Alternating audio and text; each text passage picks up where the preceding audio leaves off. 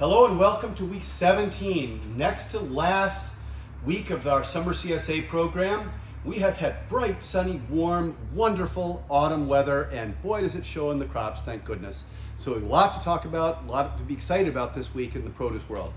Fall crop cabbage with a recipe. This particular recipe talks about Savoy. Standard green cabbage like this, Napa cabbage would also work.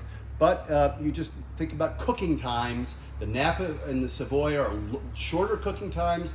Storage green cabbage like this will take a little bit longer to cook in a stir fry of this sort here, saute of this sort. So cabbage starting off the box. We're starting to get into fall carrots.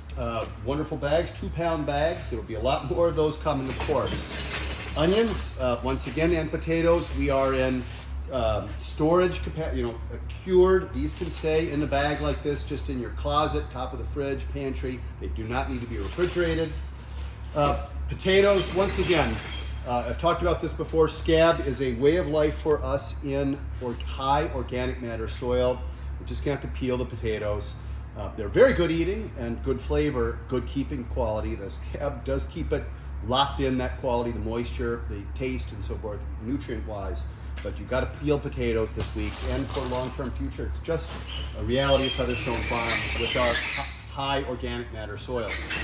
There's a time of year for beautiful fall broccoli, and we're talking about not just the way the stuff looks, eating quality, big thick stems.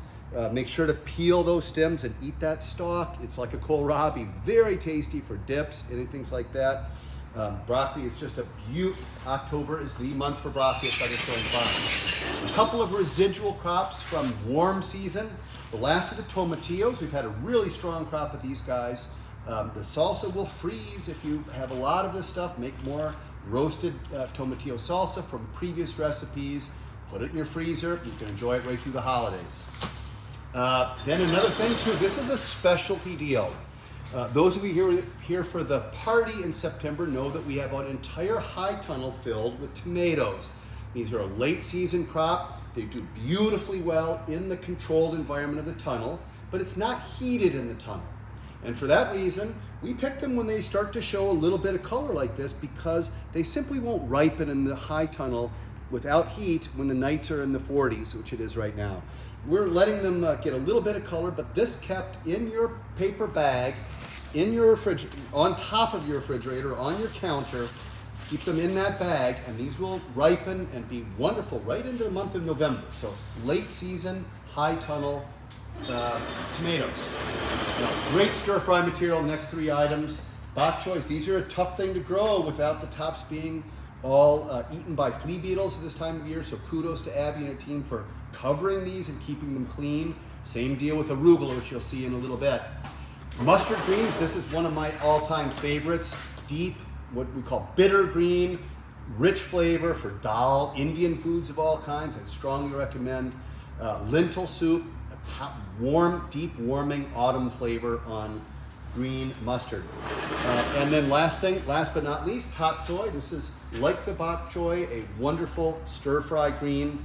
The stems are also really good, so make sure to put those in there. Hearty, warming winter green. Final thing on the line, a beautiful fall crop arugula. Again, we have not bagged these.